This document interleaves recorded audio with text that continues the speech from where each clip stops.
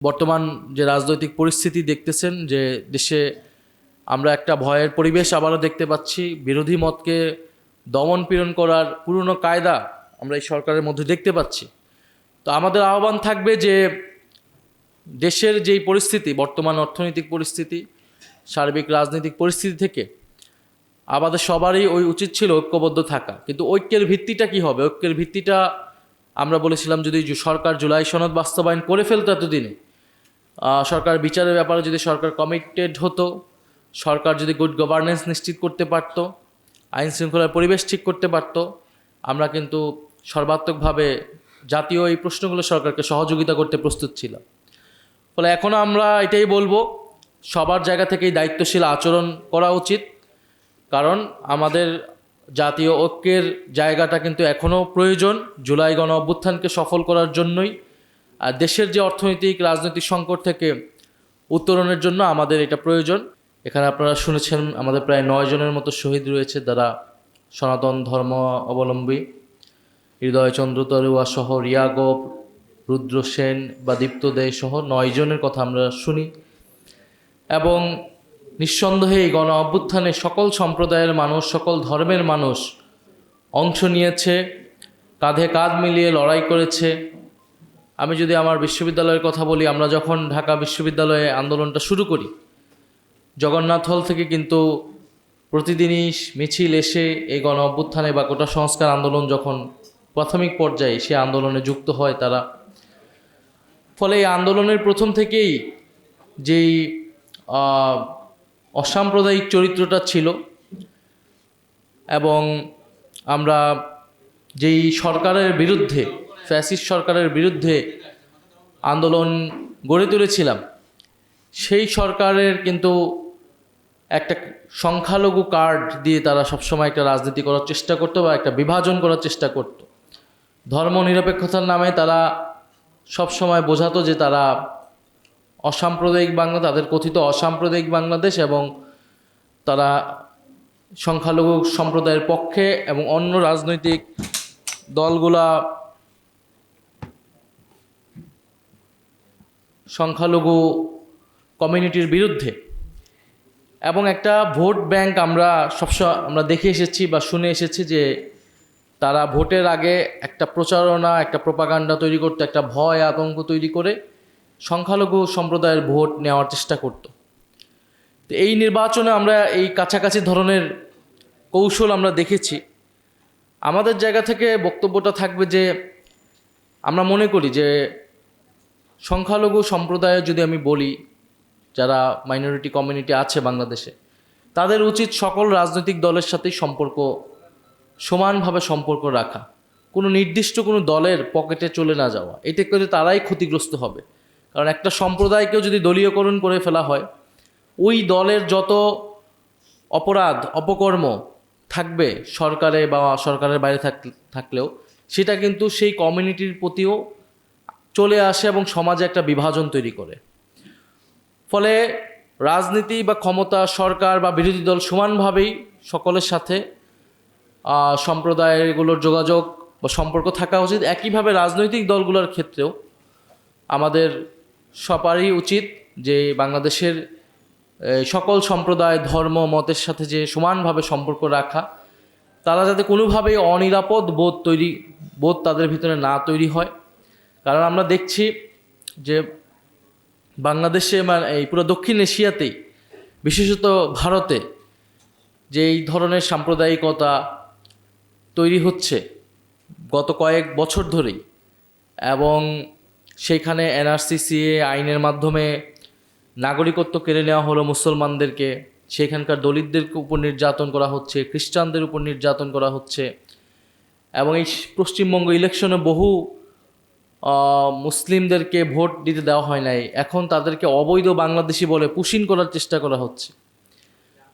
ফলে যখন ভারতে এই অবস্থা, তখন বাংলাদেশের দায়িত্ব হচ্ছে যে সকল আমাদের যে সাম্প্রদায়িক সম্প্রীতি এবং আমাদের যে জাতীয় সংহতি, জাতীয় ঐক্য, এই সম্প্রীতি প্রশ্নে সেই ঐক্যটা বারবার করে জাতিকে মনে করিয়ে দেওয়া, পুরো বিশ্বকে এটা দেখানো, পুরো দক্ষিণ এশিয়াকে দেখানো যে বাংলাদেশ হচ্ছে একটা রোল মডেল।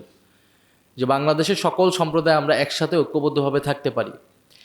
এবং আমাদের যেই বিগত ফ্যাসিস্ট সরকার, তাদের যে প্রোপাগান্ডা, তারা এখনও এটা প্রচার করে যায়, বা আমরা ইন্ডিয়ান মিডিয়াতেও এটা বিভিন্ন প্রোপাগান্ডা দেখি যে এখানে হিন্দু নির্যাতন হচ্ছে, এখানে হিন্দুরা কোনোভাবেই নিরাপদ থাকবে না, অর্থাৎ একটা কমিউনিটির অভিভাবকত্ব তারা নিতে চায়। সেইটাকেও যদি আমরা এই ন্যারেটিভকেও ভাঙতে চাই, তাহলেও আমাদেরকে বারবার করে সকল সম্প্রদায়ের, বিশেষত সংখ্যালঘু সম্প্রদায় যারা রয়েছেন, তাদের মধ্যে যাতে কোনো ধরনের অনিরাপত্তা বোধ তৈরি না হয়, সেইটা আমাদের নিশ্চিত করাটা সকলের দায়িত্ব। গণ অভ্যুত্থানের পরে এখানে আমরা দেখেছি যে মাদ্রাসার ছাত্ররাও কিন্তু মন্দির পাহারা দিয়েছে। আমরা চাই না যে মন্দির পাহারা দিতে হবে এরকম সময় বাংলাদেশে থাকুক, কিন্তু তারপরও সংকটমূল্য সময়ে এই যে একটা সম্প্রীতি, ঐক্য এবং একে অন্যের প্রতি যে ভয়, বিভিন্ন সমাজে ভয় দেখিয়ে বিভাজন করে রাখা, এইখান থেকে আমরা জুলাই গণঅভ্যুত্থানে কিন্তু অনেকটাই উঠতে পেরেছিলাম। কিন্তু তারপরে আমাদের নানা অনাকাঙ্ক্ষিত ঘটনা হয়তো ঘটেছে। আমি সরকারের প্রতি আহ্বান জানাবো যে আমাদের হিন্দু, বৌদ্ধ, খ্রিস্টান সম্প্রদায়ের যে সকল দাবি দেওয়া আছে দীর্ঘদিনের, সেই দাবি দেওয়াগুলো যাতে তারা নিশ্চিত করে। এবং বিগত সময়গুলোতে আমরা দেখেছি ম্যাক্সিমাম সমস্যাটা হয় সম্পত্তি নিয়ে, জমি নিয়ে। এই সম্পত্তি এবং জমি কেড়ে নেওয়ার জন্য নানান ধরনের সাম্প্রদায়িক দাঙ্গা বিভিন্ন জায়গায় লাগানো হয়, সেটা রাজনৈতিক রূপ দেওয়ার চেষ্টা করা হয়। ফলে সেই বিচারহীনতার একটা সংস্কৃতি বাংলাদেশে রয়ে গিয়েছে, কারণ কোনো ঘটনারই কখনো বিচার হয় না। আমরা সেটা বিএনপির আমলেও দেখেছি, আওয়ামী লীগের আমলে তো অনেক বেশি দেখেছি। সৈয়দ তুষার বললেন যে আওয়ামী লীগের যে ন্যারেটিভ, কিন্তু দেখা গেছে আওয়ামী লীগের আমলেই সবচেয়ে বেশি আগুন লাগানো হয়েছে, সবচেয়ে বেশি জমি দখল হয়েছে, সবচেয়ে বেশি সাম্প্রদায়িক দাঙ্গাগুলো হয়েছে। ফলে কোনো ঘটনার যেহেতু বিচার হয় না, ফলে এই ঘটনাগুলো বারবার ঘটতে থাকে। তো আমার মনে পড়ে জুলাই গণ অভ্যুত্থানের পরে প্রথম যে দুর্গাপূজা হয়, আমরা সবাই মিলে যাতে কোনো ধরনের আতঙ্ক তৈরি না হয়, কোনো ধরনের ভয়ভীতি তৈরি না হয়, সেটা আমরা চেষ্টা করেছিলাম। তো এই যে বিভিন্ন জায়গায় পূজা আসলেই মন্দির ভাঙা, বা বিভিন্ন কমিউনিটির, আমাদের এই যে বৌদ্ধ ভিক্ষু বললেন যে ওনাদের কক্সবাজারে যে হামলা হয়েছে, তো এই বিষয়গুলো সরকারকে সবচেয়ে বেশি তৎপরতার সহিত দেখা উচিত। যদিও বর্তমান আইন শৃঙ্খলার পরিবেশ সন্তোষজনক নয়, আমরা বিভিন্নভাবে এটা দেখতে পাচ্ছি, কিন্তু সাম্প্রদায়িক বিষয়টাকে আমাদের সর্বাধিকভাবে গুরুত্ব দিয়ে আমাদের এই আইন শৃঙ্খলার পরিবেশটা নিশ্চিত করা উচিত। এবং যদি এই ধরনের কোনো ঘটনা ঘটে, এই ঘটনার পুঙ্খানুপুঙ্খানু তদন্ত হওয়া উচিত। কারণ আমরা দেখি সোশ্যাল মিডিয়াকে ব্যবহার করে এখন কিন্তু খুব অল্প সময়ে একটা ছোট্ট ঘটনাকে একটা ভিন্ন কনটেক্সট দিয়ে, ভিন্ন রূপ দিয়ে একটা সারা দেশে এক ধরনের পরিস্থিতি তৈরি করা হয়, এবং এটার জন্য ওত পেতে থাকে বিভিন্ন এজেন্সি এবং বিভিন্ন রাজনৈতিক গোষ্ঠী। এটার ফায়দা নেওয়ার জন্য পরিকল্পিতভাবে সাম্প্রদায়িক বিভাজন এবং সম্প্রীতি বিনষ্ট করার চেষ্টায় আছে। কারণ বাংলাদেশকে তারা দেখাতে চায় যে এখানে সাম্প্রদায়িক সম্প্রীতি নেই, এটা দেখালে এবং বিভিন্ন রাজনৈতিক গোষ্ঠীর লাভ হবে। আমাদের কাজ হচ্ছে ঐক্যবদ্ধভাবে সেই ষড়যন্ত্রকে প্রতিহত করা, এবং জুলাই গণ অভ্যুত্থান সত্যিকার অর্থেই আমরা যেটা বলি দায় ও দরদের সমাজ বিনির্মাণ করা, একটা অন্তর্ভুক্তিমূলক সমাজ প্রতিষ্ঠা করা, সেটার লক্ষ্যেই তৈরি হয়েছিল। এবং সেই কাজটা আমাদেরকে এগিয়ে নিয়ে যেতে হবে। সেটার জন্য কিন্তু আমরা সবচেয়ে বেশি গুরুত্ব দিয়েছি প্রাতিষ্ঠানিক সংস্কারকে, অর্থাৎ বাংলাদেশে বিচার ব্যবস্থা বলেন, বাংলাদেশে গণতন্ত্র বলেন, নির্বাচন ব্যবস্থা বলেন, সেই সংস্কারগুলোকে আমরা সবচেয়ে বেশি গুরুত্ব দিয়েছি। কারণ এটার ফসল আসলে সবাই পাবে, ধর্ম বর্ণ নির্বিশেষে। এবং আমরা মনে করি যদি গণতন্ত্র শক্তিশালী হয়, তাহলে আসলে সাম্প্রদায়িক সম্প্রীতিও শক্তিশালী হবে। আপনি গণতন্ত্র নিশ্চিত না করে আপনি কখনোই সম্প্রীতি নিশ্চিত করতে পারবেন না। সম্প্রীতি নিশ্চিত করার পূর্বসূত্র হচ্ছে গণতন্ত্র নিশ্চিত করা। গণতন্ত্র নিশ্চিত করার পূর্ব শর্ত হচ্ছে আমাদের যে রাষ্ট্রীয় প্রতিষ্ঠানগুলো, নির্বাচন ব্যবস্থা, আমাদের বিচার ব্যবস্থা, সেটা নিশ্চিত করা। ধরেন যদি উচ্চকক্ষ হয় ভোটের অনুপাতে, সেখানে কিন্তু সকল সম্প্রদায়ের প্রতিনিধিত্ব নিশ্চিত করা আরও বেশি সহজ হবে, যেটা নিম্নকক্ষে হচ্ছে না। কিন্তু সেটা উচ্চকক্ষের মাধ্যমে কিন্তু আমরা সেটা করতে পারবো। ফলে সেই জায়গা থেকে এই সংস্কারগুলোর পক্ষে, এটা কোনো দলের সংস্কার না, দলের লাভের জন্য না, এই সংস্কার হলে বিরোধী দল বা আমরা যে খুব লাভবান হবে এরকম না। এটা দেশের মানুষ লাভবান হবে, রাষ্ট্র লাভবান হবে। আপনারাও আপনাদের জায়গা থেকে কথা বলবেন, সরকারের সাথে যখন আপনারা আলোচনা করবেন এই বিষয়গুলো আপনারা বলবেন। যদি বিচার ব্যবস্থা ধরেন স্বাধীন নিরপেক্ষ থাকে, তাহলে যে কোনো সাম্প্রদায়িক হামলার বিচারের কিন্তু সুফলটা আপনারা পাবেন। কারণ বিচার ব্যবস্থা কোনো কেবলমাত্র সরকার বা কোনো সম্প্রদায়, কোনো দলের কুক্ষিগত থাকবে না। ফলে এইগুলো নিয়ে আপনারা ভাববেন। এবং বিচার, আমরা যেটা বলছি যে গণহত্যা যে হয়েছে সেই বিচারগুলো নিশ্চিত করে আপনাদের জায়গা থেকেও আমি মনে করি দাবি উঠানো উচিত। যেই বিগত 16 বছরে যেই সাম্প্রদায়িক হামলাগুলো হয়েছে সেগুলোর বিচারও নিশ্চিত করতে হবে। আমরা শুধু 16 বছরে গুম, খুন ইত্যাদির কথা বলতেছি, কিন্তু সাম্প্রদায়িক যেই ঘটনা হয়েছে সেগুলোর বিচারও যাতে নিশ্চিত করা হয় সেই দাবি আমরা উঠাচ্ছি আজকের এই জুলাই সম্প্রীতি সমাবেশ থেকে।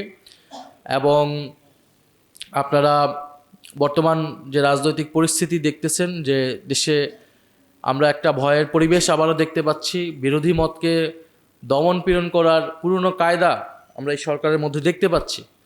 তো আমাদের আহ্বান থাকবে যে দেশের যেই পরিস্থিতি, বর্তমান অর্থনৈতিক পরিস্থিতি, সার্বিক রাজনৈতিক পরিস্থিতি থেকে আমাদের সবারই উচিত ছিল ঐক্যবদ্ধ থাকা। কিন্তু ঐক্যের ভিত্তিটা কি হবে? ঐক্যের ভিত্তিটা আমরা বলেছিলাম যদি সরকার জুলাই সনদ বাস্তবায়ন করে ফেলতো এতদিনে, সরকার বিচারের ব্যাপারে যদি সরকার কমিটেড হতো, সরকার যদি গুড গভর্নেন্স নিশ্চিত করতে পারত, আইন শৃঙ্খলার পরিবেশ ঠিক করতে পারত, আমরা কিন্তু সর্বাত্মকভাবে জাতীয় এই প্রশ্নগুলো সরকারকে সহযোগিতা করতে প্রস্তুত ছিলাম। ফলে এখনও আমরা এটাই বলবো, সবার জায়গা থেকেই দায়িত্বশীল আচরণ করা উচিত। কারণ আমাদের জাতীয় ঐক্যের জায়গাটা কিন্তু এখনও প্রয়োজন জুলাই গণ অভ্যুত্থানকে সফল করার জন্যই। আর দেশের যে অর্থনৈতিক রাজনৈতিক সংকট থেকে উত্তরণের জন্য আমাদের এটা প্রয়োজন। আমি ধন্যবাদ জানাচ্ছি আজকের যারা আয়োজন করেছেন। আমরা জানি যে পাহাড় এবং সমতল, হিন্দু, মুসলমান, বৌদ্ধ, খ্রিস্টান সকলের মিলে এই বাংলাদেশ। আমরা এই বাংলাদেশকে বলি যে একটা বহু সাংস্কৃতিক, বহু ভাষিক এবং বহুজাতিক একটা রাষ্ট্র বা একটা সভ্যতা রাষ্ট্র হিসেবে আমরা গড়ে তুলতে চাই। আমাদের ইতিহাস সেটাই বলে, আমাদের ঐতিহ্য এটা বলে। এখানকার বাংলাদেশের এই বঙ্গেয় বদ্বীপের সভ্যতায় মিশে আছে বহু সংস্কৃতি, সকল ধর্মের সমন্বয়ে আমাদের সমাজ গঠিত হয়েছে। আমাদের ঐতিহাসিকভাবে সাম্প্রদায়িক সম্প্রীতির যেই ঐতিহ্য সেটাকে আমরা ধারণ করে আমাদের আগামীর বাংলাদেশকে আমরা বিনির্মাণ করব, সে আকাঙ্ক্ষা ব্যক্ত করে আমি আমার বক্তব্য শেষ করছি। সবাইকে ধন্যবাদ। আসসালামু আলাইকুম।